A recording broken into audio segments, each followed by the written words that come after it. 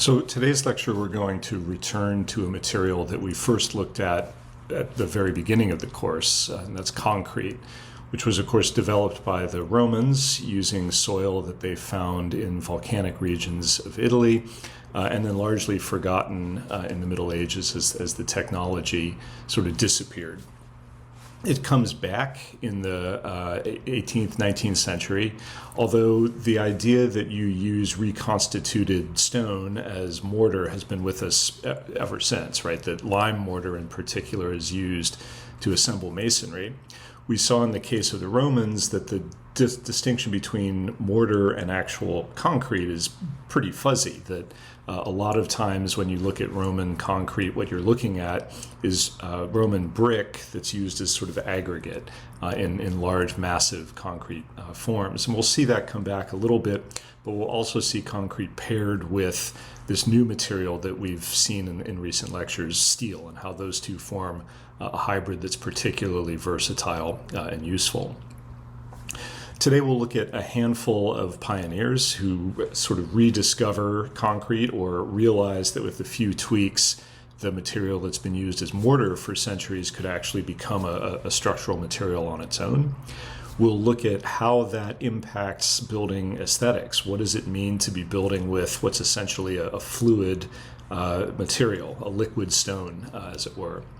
We'll look at a handful of engineers and architects who see the potential for it beyond a simple replacement for masonry or an adjunct to steel. And we'll talk about what that means in terms of the development of modern forms in the early 20th century in particular. Concrete's rediscovery or rebirth really comes about as early as the 15th century, when Vitruvius's manuscript is republished, and Vitruvius mentions this pozzolanic soil outside of Naples that's used to create this artificial stone. And he mentions it only in passing.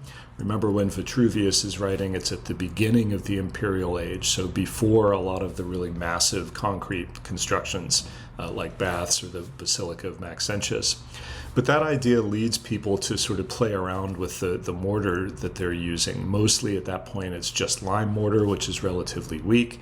But they realize that with the addition of clays, it can become something a little bit different, something a little bit more versatile. Massive concrete is used in the Pont de Notre Dame in Paris at the turn of the 15th century, 16th century. And then when so-called hydraulic lime is rediscovered, this is a lime solution that uses aluminums and silicates that are found in clay. It is used with great success in this project, the Eddystone Lighthouse, on a very difficult rock outcrop off the coast of England. This is by the first person to call themselves a civil engineer in Great Britain, John Smeaton, who realizes that with the addition of these clays, these aluminas and silicates, that the concrete can actually cure underwater. And Smeaton basically replicates the performance that the Romans were able to get of a so-called hydraulic concrete that can be used for breakwaters, in this case for the foundations of a lighthouse, but also that has much greater versatility in how it's poured and how it cures. The French academies developed sort of initial theories for it. Concrete, because it is monolithic, is also what's called hyperstatic. There's no really perfect way of understanding how loads flow through such a monolithic structure. We can only make a sort of educated guess with the math that we have at that point, and the French are the first to think about how to use some of the new mathematics like calculus to understand load paths through monolithic structures. In the early 19th century, cementitious material similar to pozzolan is discovered in the United States. It's used first in the Erie Canal, the construction of a canal from the Hudson River to the Great Lakes that enables commercial traffic to go between the Great Lakes, the developing Midwest of the Americas, and markets like New York and Boston. And in 1824, Joseph Aspdin, who is a mason in Leeds in England, patents what he calls Portland cement. And this is a particular recipe for limestone and clays that makes this sort of pasty material that we recognize today as modern concrete. Aspden's invention is so successful that he has more work than he can handle. He's arrested several times for actually stealing limestone paving stones from roads and using those in his concrete.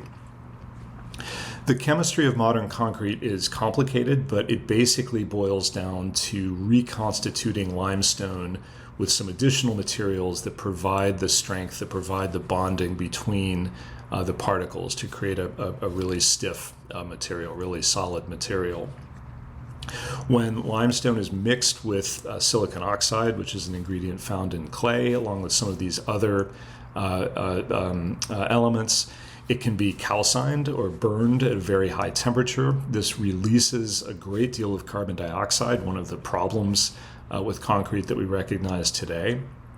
But it creates these very, very pure clinkers, which are these glass-like beads of very pure calcium oxide or lime. Those clinkers can then be ground into a powder. They can be supplemented with this other mineral, gypsum. And when all of that is hydrated, what you end up with is this very pure cement, which is basically you get calcium hydroxide. When you add water to that, you get this chemical compound that, as you can see from the diagrams, grows these very strong crystals that bond materials to one another.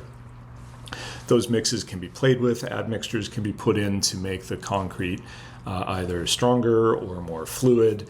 The recipe can change quite a bit, but the basic reactions are fundamentally the same. That the water adds oxygen and hydrogen to the mix.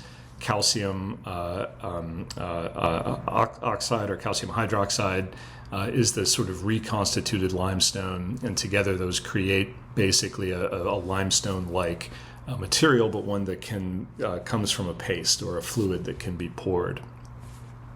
We see early experiments in this in the 17th century in a French technique called pisé, what today we would call rammed earth, where that cementitious material is mixed with soil to create a relatively strong, although vulnerable to water, material that's used in walls, that's used in piers and columns.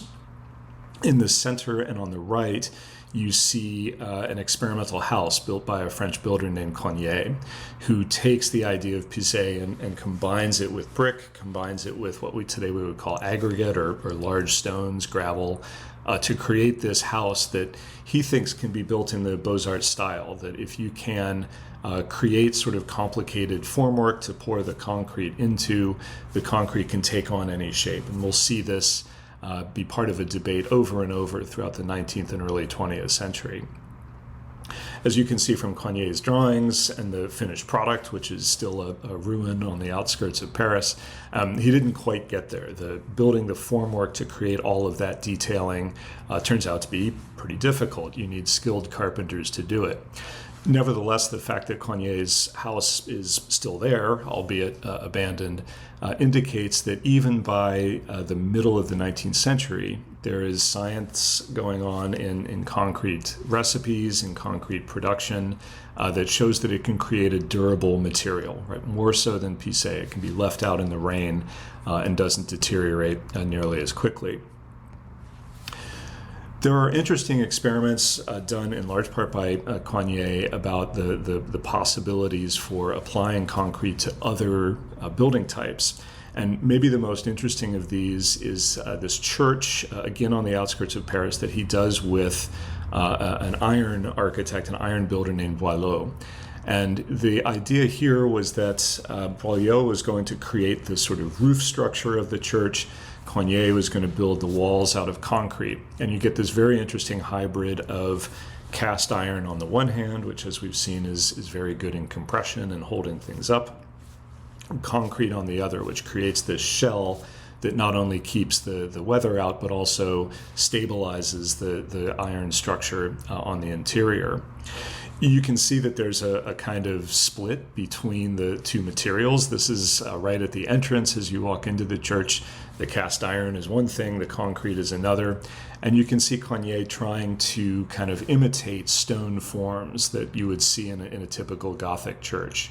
So making it appear that the church is built out of limestone, adding these kind of struck, what look like mortar joints, but what are actually just shadow gaps made by the formwork, or maybe made by actually scratching the concrete after the formwork's been removed.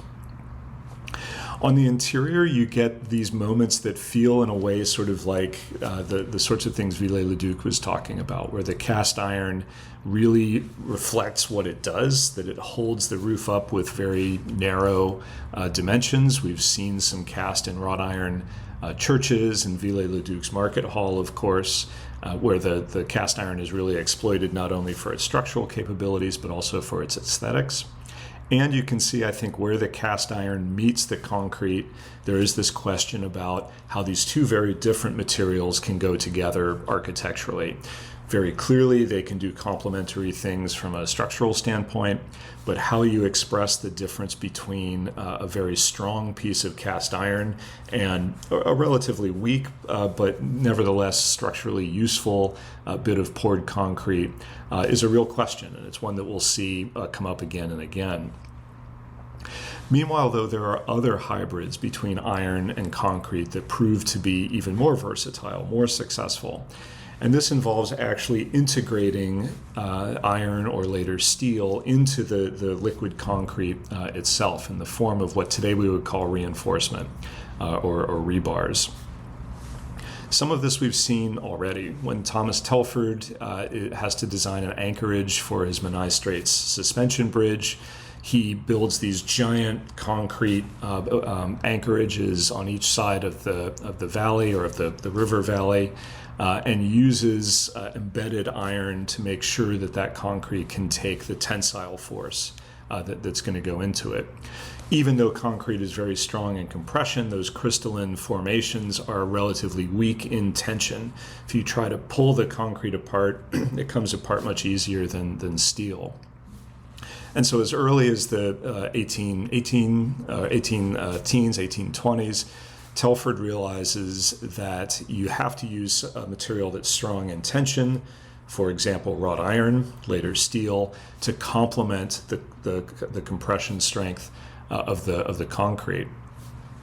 A lot of this experimentation happens in Great Britain, where coal miners especially, are using wrought iron colliery rope or cable, and engineers realize that you can integrate the cable within concrete to make it stronger. Others develop forms of actual iron bars that can be cast into the concrete and twisted or bent so that they actually lock mechanically with the concrete and provide that tensile strength that's required for something like a beam. Patents for various systems abound. This one here in 1861, a French builder named Monnier patents a mesh, like a screen that goes within the form of concrete being poured that provides tensile reinforcement throughout. Monnier patents this as a way to make flower pots, basically large containers for plants. But very quickly, others realize that this provides such good tensile reinforcement that it will allow concrete to be used, for instance, for floor slabs or for walls or places where you maybe don't know exactly where the tension is going to happen. The mesh provides a way to provide for that no matter where in the slab it occurs. There are a number of U.S. patents that come about after the 1867 Paris exhibition. Remember, these exhibitions are places where countries show off their latest industrial inventions. Many American engineers come back and basically try to replicate the advances in concrete that they see there. And in 1876, an early, maybe not the earliest, but an early experiment in reinforced concrete construction is this home in suburban New York, built entirely of concrete. And you can see that William Ward, the owner and builder, is looking at how versatile concrete can be architecturally as well as structurally. So the fact that it can be poured into any form means that if you can build, say, Gothic-looking castle in timber as the formwork and pour the concrete into it, the concrete can take on that style. There are other experiments in how to combine iron and concrete, and in this case, masonry, that provide interesting examples but are sort of dead ends that don't end up becoming all that popular. This is a church in Paris by a builder named de Baudot, built right at the turn of the century. And you can see that what Baudot is doing is trying to use concrete to reinforce, or use steel at this point to reinforce concrete to create imitations of Gothic arches. But because the concrete weighs so much less than vaulted stone, he's able to adapt different shapes of arch to his structural needs. If you look at the drawings, you can see that he's relying on concrete in some places, brick in others. The brick is reinforced in the same way that the concrete is, so we get back to this idea that brick can be both a structural material on its own, but also it can work like aggregate within a concrete structure. And in this case, it's really the steel reinforcing that's tying the whole thing together. So reinforced masonry piers, reinforced concrete piers, and reinforced concrete arches and floor slabs on the interior. It's an interesting building because it shows the very tenuous proportions that reinforced concrete was capable of. A lot of this is essentially relying on the steel to create these shallow, what are really beam arches instead of pure Gothic arches. And de Baudot realizes that the steel allows different proportions, right? Skinnier ribs, skinnier piers, but also shallower arches. The pointed arch is no longer quite so important because the steel can handle bending, and those arches can rely on that steel to take on much of what would otherwise be thrust in a purely compressive structure. This Saint-Jean-de-Montmartre remains a kind of weirdo in terms of its construction. It's an interesting and perfectly valid experiment, but the real development in reinforced concrete goes on in other directions.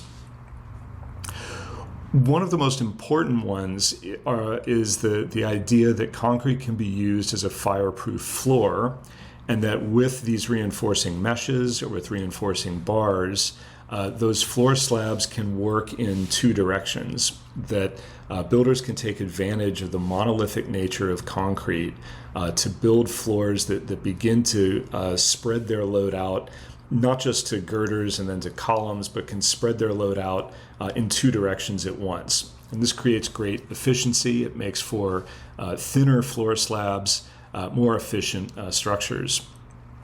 Some of the most important work in this regard goes on in London. A building scientist or engineer named Thaddeus Hyatt, as you can see, produces these studies of, quote, some experiments with Portland cement concrete combined with iron as a building material. And if you look at the drawings, you can see that what he's doing is he's trying to take the concrete that would naturally go to level out the brick jack arches that you see on the left. This is sort of traditional factory construction that we've been looking at for a couple of weeks now. You'll note that he cites William Fairbairn in the text. Fairbairn, of course, looking at the way iron can build mills and factory buildings. All of those mills and factory buildings have this kind of leveling slab where mortar and then later concrete is used to flatten out the sectional difference of the jack arches to provide a level floor. And Hyatt gradually takes the concrete fill and sees how far you can expand it. In other words, could you find another way to take the load of the floor into the columns or into the beams on either side, besides these masonry arches, these shallow masonry arches? And through his experiments, you can see almost a kind of time lapse in these pages. The bricks disappear, and they are gradually replaced first by iron beams, and then, as you can see in the middle on the far right, by this network of bars and rods that begin to look very much like today we would talk about reinforcement. And you can see here that that the other thing that Hyatt realizes, he talks about the kind of error in Fairbairn's work, that Fairbairn left too much of the iron exposed in his proposals for mill construction. And over time, particularly after things like the 1871 Chicago fire, builders realized that iron is vulnerable to heat, and the heat particularly of a building fire. Hyatt says that, really, if you think about it, you could take the iron and you could encase a whole iron structure in concrete, and that would not only provide additional compressive strength, but it would also fireproof the iron itself. And this, I think we can see as the beginning of a move from steel skeleton construction to concrete skeleton construction, where engineers and builders begin to realize that the strengths and weaknesses of iron and concrete are complementary. Concrete is weak in tension, but very good in fire. Iron or steel is very good in tension, but very poor in fire. And if you combine the two, you get a hybrid structure, what today we call reinforced concrete, that's able to both perform as a steel structure structurally, but that has the resistance to fire of a concrete structure. And some of the early examples of figures who realize this and who try to systematize this are in the United States, but also in France. In the United States, we get this figure named Ernest Ransome. Ransome grows up in a family that whose business is so-called artificial stone, taking the Portland cement that Aspen had invented and finding ways to create, at first, building components out of it, literally artificial stone, what today we might call precast. Ransome's family, particularly when Ernest sort of comes into his own, looks at how you could use artificial stone to build whole buildings. And they build apartment and tenement blocks like you see on the right, literally out of poured concrete instead of masonry. Ransome emigrates to the United States. He goes out to California in the gold rush, realizing that there's going to be a need for a lot of building. And he builds a handful of very early projects in the Bay Area that pioneer the use of what today we would call sort of reinforced concrete or iron bars that are placed in areas where Ransome knows the concrete is going to need help to resist tensile forces. In beams or in one-way slabs, that's almost always in the bottom of a beam or a slab. That's where the tension occurs. In monolithic structures, it varies. Sometimes it's at the bottom of the slab, sometimes it's at the top, depending on where the columns are. None of his early buildings survive, but we have a couple of drawings that Ransome and others do where he shows that, in this case on the left, this is a wine cellar in Napa Valley. He's using precast concrete now with iron embedded in the base to create floor systems that look like those jack arch systems of the early mills, but that are now entirely built out of concrete. And that, as you can see, wrap the iron reinforcement in concrete to protect it basically against fire. On the right, you see an early patent by Ransome where he's using twisted iron bars to provide a mechanical grip between the concrete and the iron. One of the problems is that as you bend a concrete beam, the iron and concrete need to bond for the iron to contribute its tensile strength. And Ransome comes up with this very clever way of just twisting a bar so that the concrete gets into the kind of twists, and therefore as the concrete moves, it has to pull the bar with it. He uses this technique in a factory in like what's today the suburban Bay Area in Alameda. You can see on the right that looks very much like what today we would call a one-way pan joist system. And the little dots in the drawing are the places of iron reinforcement, and they are in the bottom of the beam, in the tensile area of the beam, where the iron can contribute its strength to the compressive strength, the very good compressive strength of the concrete up above. Ransome's reasonably successful. He gets a number of very prestigious contracts to build both a museum at Stanford University. The museum is still there. You can see its construction details on the lower left involve both precast slabs for the roof. Again, note that they're imitating the form of those jack arches. The dots, again, are reinforcement. And you can see the floor slab where he's using precast members with angle irons to form the edges of the slab, but also to add tensile reinforcement at the base. On the right, the original California Academy of Sciences building in downtown San Francisco in 1889. He's using reinforced concrete to cantilever those balconies out from the columns, something, of course, that would be almost impossible to do in pure masonry, but with the tensile strength of steel or iron embedded into the concrete, those balconies can now cantilever out into the atrium of the building there. The 1906 earthquake destroys many of Ransome's work. They're under-reinforced by modern seismic standards. The Academy of Sciences disappears. It collapses in the earthquake. The Stanford Museum stands, and it's one of the few buildings that on that campus that survives the earthquake. And it proves that concrete, even though we think of it today as a seismically vulnerable material, it proves that concrete can withstand, if properly designed, some of the problems that come with earthquakes and seismic design. Near parallel to Ransome is Francois Hennebique in France. Hennebique is a builder who patents a number of reinforcing systems, but also sets up a consulting practice. So if you are building a factory or a bridge or a church or an apartment building anywhere in Europe, you have an agent who licenses the Hennebique system. You're allowed to not only use Hennebique's patented formwork and patented reinforcing bars, but the Hennebique office will provide you with consulting engineering services. And this is an early example of the kind of not only consulting engineer, but also the kind of consulting contractor. The images on the left are Hennebique's headquarters in Paris, both an apartment building and an office building, the early example of maybe mixed use.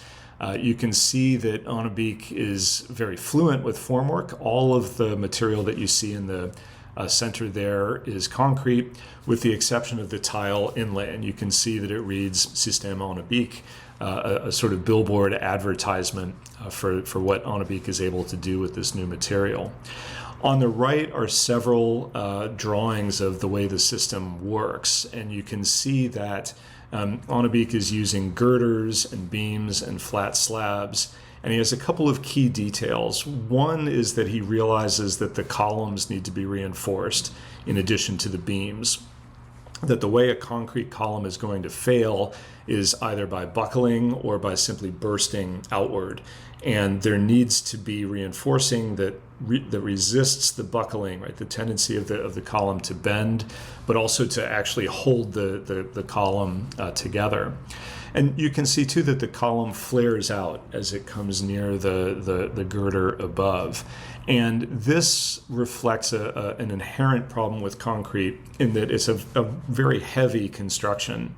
And so the weight of the floor slab, even though it might be thinner than, say, a jack arch system, the weight of the floor slab is still going to be significant. And to take advantage of the relatively skinny columns that you have below, you have to solve a problem called punching shear, where the very heavy slab tends to want to just collapse around the column, right? The column wants to punch through the slab, and the heavy slab just wants to come down around it. The way Hennebique solves that is to flare the column out as it meets the girder, to give more cross-sectional area to the column that allows the weight of the slab to sort of gradually get integrated, gradually get accommodated by the dimension of the column. We'll see this as a major kind of detail issue in concrete construction going forward. Hennebique solves it in this very kind of straightforward way, but we'll see other examples as we go forward in time. Hennebique builds a suburban sort of apartment building for himself, and he shows like every possible way that you can texture or detail the concrete. So all of these little residential details, but if you look, you can see also that he's using different aggregates, he's using different finishes, whether you take the top layer of cement off to see more of the aggregate inside or not. He's explaining that there are ways of treating this architecturally. On the right is a very typical Hennebique system factory, where the concrete is forming not only the columns and the girders, but also these very shallow spandrels at the edges to allow maximum daylight into the factory itself. Ransome builds factories as well, and this ends up being his kind of major customer base. This is a factory on the East Coast. Ransome moves around and opens offices in several cities, not unlike Hennebique and his licensing agencies. And Ransome System, as you can see, is similar to Hennebique's in a number of ways. So the concrete is cast, the floors, the columns, the spandrels in this case are all monolithic. That creates a very strong structure, but a structure that's very difficult to engineer precisely. And Ransome offers not only construction services, but also consulting engineering, right, to figure out basically how much concrete you need to hold your structure up. Ransome also adopts kind of some vaguely classical detailing, and all of this again comes from the fluency with formwork, being able to build those shapes kind of in the negative in timber and have them expressed on the exterior. Here on the interior, you can see that Ransome has to use some of the same ideas that Hennebique does to get the slab's weight to transfer into the columns. The columns have this little flare at the top. One of Ransome's ideas is to have a double girder that takes the weight of the floors from both sides and basically kind of brings it into the column from two directions. So ways of increasing the kind of interface between the cross section of the column and the cross section of the girders. In about 1902, a developer in Cincinnati goes to Ransome and asks basically if the system that Ransome is using to build factories could get extended upwards. In other words, could concrete be used to build a skyscraper in addition to a low-rise factory? And we have very few buildings that we can point to and say, oh, this is a genuine first. But the Ingalls building in Cincinnati, which Ransome builds with this local firm of architects, Elsner and Anderson, there's no precedent for this. This is by far the tallest concrete building ever built. And it is a very successful transposition of factory construction into a high-rise. We saw that with mill construction sort of gradually evolving into skyscraper construction. And here the factory construction is really kind of one-to-one. You can see that the sizes of all of these are kind of massive, right? Compared with a cast iron structure, these are obviously huge.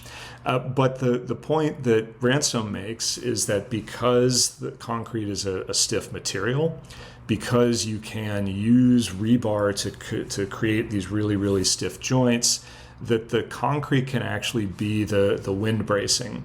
We looked at how far people had to go to brace these tall steel buildings, or especially cast and wrought iron buildings, against wind. And Ransome points out that you really don't need any shear walls in a concrete building necessarily, that you can rely on the stiffness of the concrete itself to brace the building against wind. The Ingalls building also is kind of proof of concept that you can use formwork to just go up and up and up. And you can actually reuse the formwork on various floors to create the same detailing over and over. Elsner and Anderson design a kind of skin, a veneer of brick and stone on the outside to make it a little bit more architecturally acceptable. But you can see from the construction photos that the vast bulk of the building's structure is concrete, and that the way that the formwork works, the way that it can be taken down, lifted up to another floor, and used again, saves both time and money.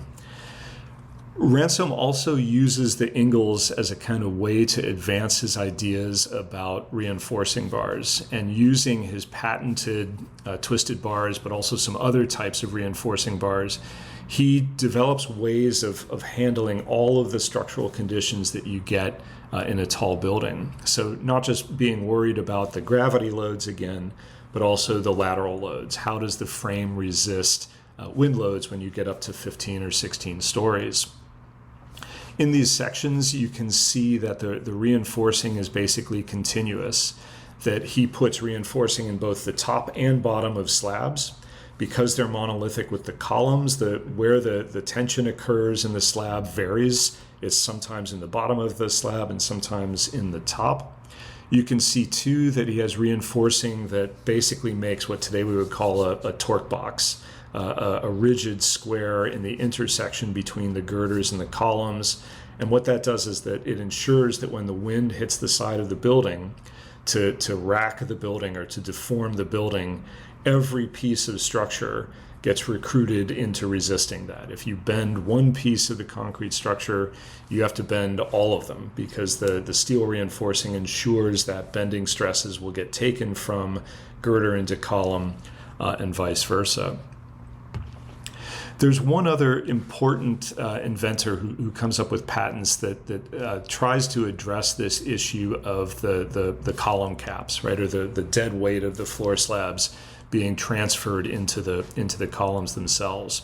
CAP Turner is a Minneapolis builder and engineer who patents a number of concrete systems similar to Ransome's, similar to Hennebique's, but really trying, as you can see, to get away from the column and girder system and to develop what he and others start to call a flat slab. Much easier to form, because you're not trying to build all of these girders and beams with little boxes. You can just build it with flat timber instead, as you can see in the lower right. But difficult in that you have to find a way to get all of the stress of that heavy slab directly into the column. And you can see in Turner's Type 4 that he's thinking about columns that flare out and meet not girders or beams, but that actually meet the slab directly.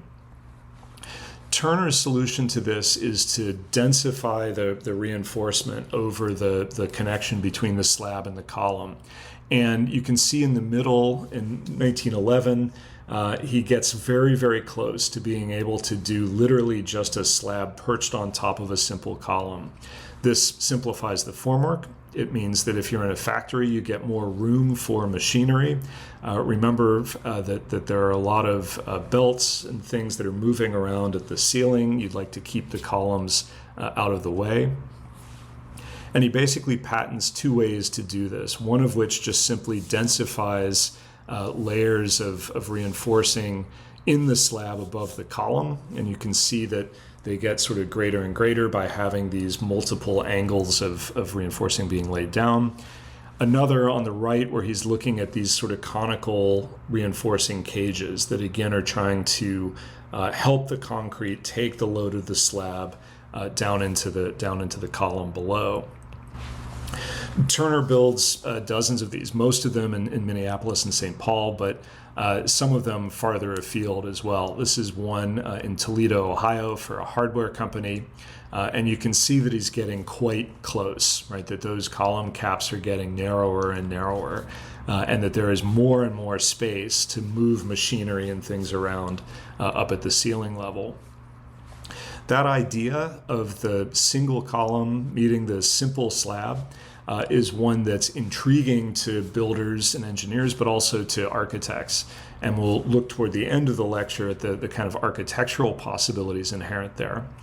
In the second part, we'll look at one more European inventor who looks at both the what he calls the beamless slab and finds ways to do that, but also finds an expressive language in concrete in commissions for bridges that parallel the commissions that are similar to Turner's and Ransome's and Hennebique's in industry.